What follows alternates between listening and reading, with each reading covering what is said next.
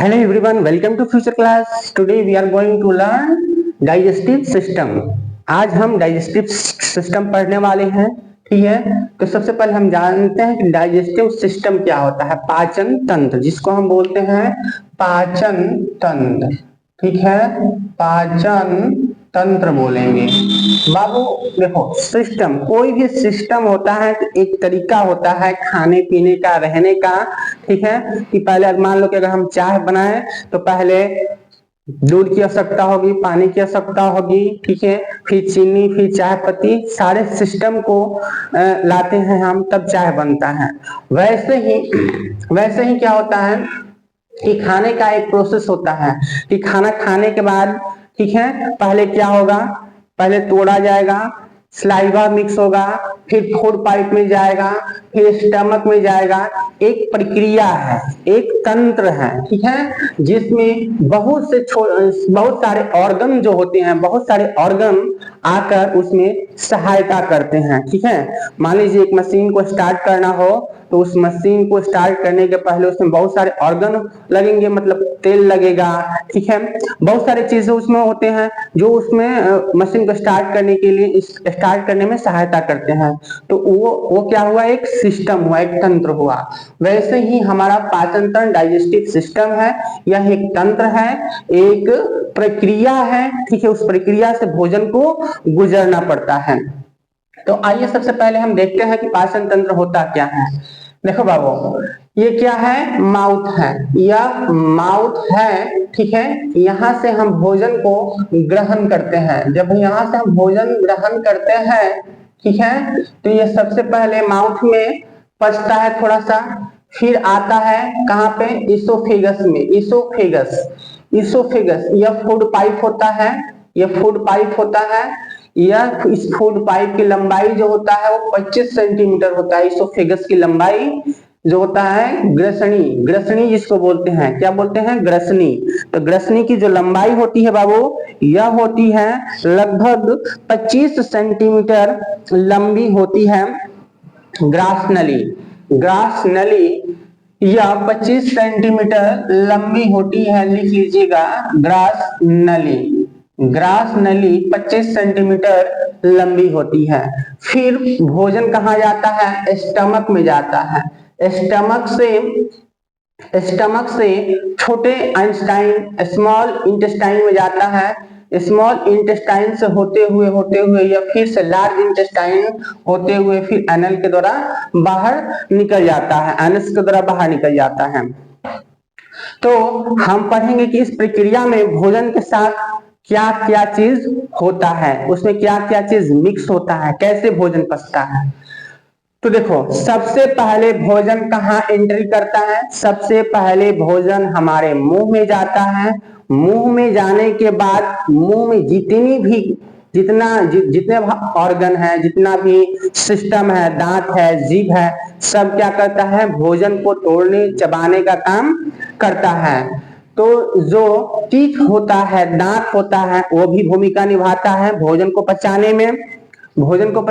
दांत भूमिका निभाता है। ठीक है, और जीभ भी, तो दांत तोड़ता है, तोड़ने का काम करता है, और जो जीभ होता है उसको भोजन को रोल करने का काम करता है। हमने कोई बाइट लिया, ठीक है, भोजन का कोई भी बाइट लिया, तो दांत क्या करेगा, उसको पहले चबाएगा, ठीक है, तोड़ेगा, छोटा करेगा।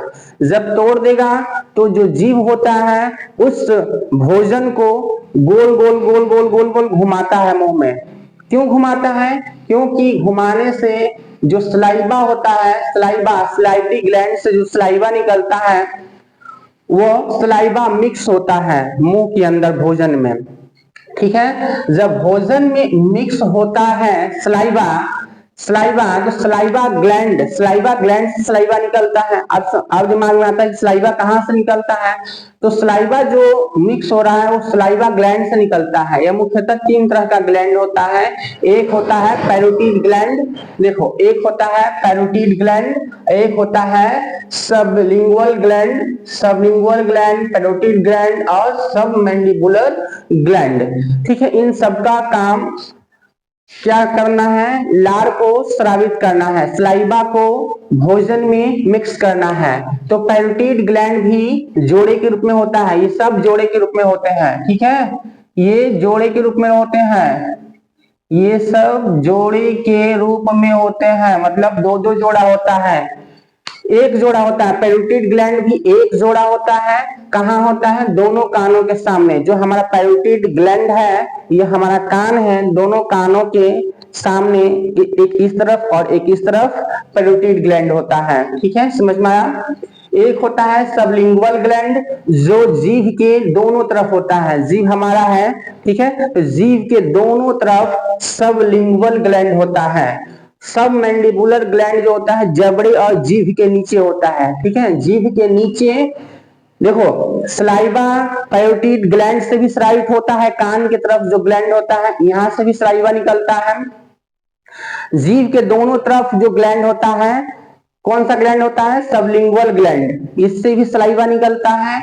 और जबड़े और जीभ के नीचे जो सब मैंडिबुलर ग्लैंड होता है वहां से भी सलाइवा निकलता है। तो सलाइवा भोजन को बोलेगा कि आओ आओ, ठीक है, भोजन को बुलाता है और उसको एकदम मिक्स करके एकदम मिक्स कर देता है, ठीक है, अपने लार में, जैसे आटा सानते हैं वैसे वो सान देता है, ठीक है। तो सलाइवा मिक्स हो जाता है। यहाँ पे हमारे मुंह में जो सलाइवा होता है 1 से लेकर 1.5 लीटर के बीच में निकलता है, 2 लीटर भी निकल सकता है।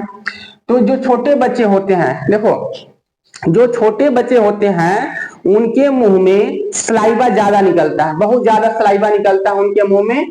कौन, छोटे बच्चों के मुंह में, छोटे बच्चों के मुंह में बहुत ज्यादा सलाइवा बनता है, सलाइवा। तो सलाइवा पाचन का भी काम करता है। इसी सलाइवा में 1 से 2 लीटर सलाइवा निकलता है। सलाइवा जो है 1 से लेकर 1.5 लीटर तक सलाइवा निकलता है। यह सलाइवा जो है लगभग 99% पानी से, वाटर से बना होता है। इस सलाइवा में पानी की मात्रा सबसे ज्यादा होता है, सबसे ज्यादा पानी होता है तभी तो टपकता है, टपकता है।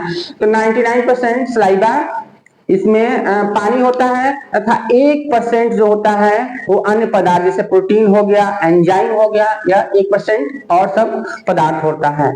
सलाइवा का पीएच मान, ठीक है, सलाइवा का पीएच मान, कोई भी पदार्थ है, कोई भी भोजन अगर हम खाते हैं तो जब उसमें सलाइवा मिक्स होता है, तो उस सलाइवा मिक्स होता है, तो सलाइवा मिक्स होने के बाद उस बाइट का जो पीएच मान होता है, भोजन का पीएच मान 6.2 से 6.7 के बीच में हो जाता है, मतलब वो बेसिक नेचर के हो जाता है। क्या हो जाता है, बेसिक बन जाता है, क्षारीय बन जाता है। तो भोजन सलाइवा जब मिक्स होता है तो भोजन का जो रूप होता है वो क्षारीय हो जाता है। और सलाइवा मिक्स होने के बाद, भोजन को तोड़ने के बाद, ठीक है, जो चबाए हुए भोजन है उसको हम क्या बोलते हैं, बोलस बोलते हैं, ठीक है। यहाँ जो भोजन तैयार होता है उसको हम बोलस बोलते हैं, ठीक है। चबाने के बाद, काटने के बाद जो भोजन का बाइट जो तैयार होता है उसको हम बोलस बोलते हैं। हमने रोटी लिया, खूब खाया खूब खाया खूब खाया, फिर उसको अगर हम बाहर निकालते हैं तो वो जो बाइट होता है सलाइवा मिक्स किया हुआ, उसी को हम क्या बोलते हैं, उस भोजन को बोलस बोलेंगे, बोलस, ठीक है। समझिएगा, बोलस का काम है यही। बोलस, जब ये बोलस बन जाता है तो ये फूड पाइप के दौरान हमारे स्टमक में आता है।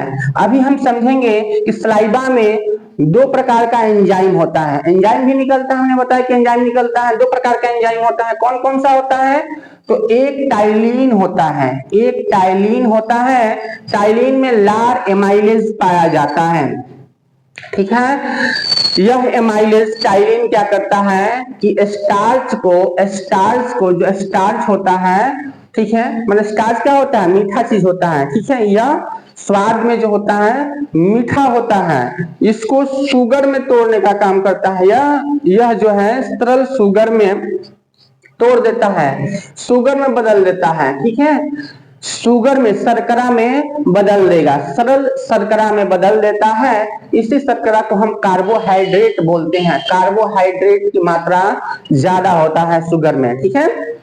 तो कार्बोहाइड्रेट होता है जो कि तोड़ने का काम करता है, कौन, टाइलिन। टाइलिन जो लार एमाइलेज होता है वह स्टार्च को क्या करता है, शर्करा में। स्टार्च को हम हिंदी में क्या बोलेंगे बाबू, मंड बोलते हैं शायद, देख लीजिएगा, मंड बोलते हैं। मंड को यह किसमें बदलता है, शर्करा में बदल देता है, शर्करा में बदल देता है।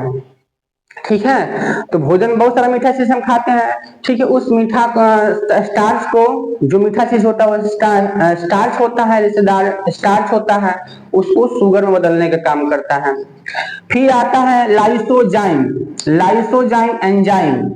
लाइसोजाइम एंजाइम सबसे महत्वपूर्ण होता है। भोजन हम तो खाते हैं, ठीक है, लेकिन छोटे बच्चे थोड़ी ना समझते हैं कि हम क्या खा रहे हैं। वो तो मीठी भी खा लेते हैं, कुछ भी खा सकते हैं। तो जो छोटे बच्चे खा रहे हैं उनमें कीटाणु होंगे, बैक्टीरिया होगा, तो उस बैक्टीरिया को मारने का काम कौन करता है, लाइसोजाइम।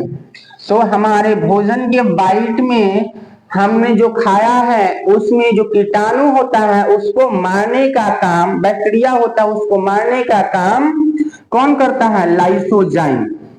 लाइसोजाइम एंजाइम उस बैक्टीरिया को मारने का काम करता है। सलाइवा का एक और काम होता है, सलाइवा हमारे मुंह को फ्रेश करता है, रिफ्रेश करते रहता है, दांत को साफ करते रहता है, जीभ को साफ करता है, ठीक है, तो मुंह की सफाई करने में भी सलाइवा मदद करता है, ठीक है, दांत की सफाई करने में सलाइवा मदद करता है। रात को जब हम सोते हैं तो रात के समय में जब हम कुछ भी नहीं खाते हैं तो सलाइवा कम निकलता है, सलाइवा क्या निकलता है, कम निकलता है, दांतों की सफाई नहीं हो पाती। और जैसे ही हम सुबह उठते हैं तो देखते हैं कि दांत जो है पीला पीला हो गया है, गंदा हो गया है, तो उसकी सफाई करनी पड़ती है। लेकिन दिन के समय में हम रेगुलर भोजन खा रहे हैं, सलाइवा निकल रहा है, और सलाइवा दांत की सफाई करता है, ठीक है, उसमें जो भी कीटाणु या बैक्टीरिया लगा होता है उस लार में पाया जाने वाला जो एंजाइम लाइसोजाइम उसको मारने का काम करता है, ठीक है। तो सबसे ज्यादा अगर कहें तो सबसे ज्यादा अगर शाम के समय में अगर हम मीठा चीज खाते हैं, मीठा चीज कोई भी खा लिया हमने, तो मुंह की और दांतों की सफाई करना इसलिए जरूरी होता है क्योंकि रात के समय में सलाइवा हमारे मुंह में कम बनता है, ठीक है, लाइसोजाइम की मात्रा कम हो जाता है और वो कीटाणुओं को मारने का काम नहीं करता, इसलिए दांतों में कैविटी जमा हो जाता है, मतलब दांत में पीला पड़ने लगता है, ठीक है, और सड़ने लगता है। तो मीठा चीज शाम को खाने के टाइम हमें मुंह की सफाई अच्छे से करनी चाहिए, ठीक है।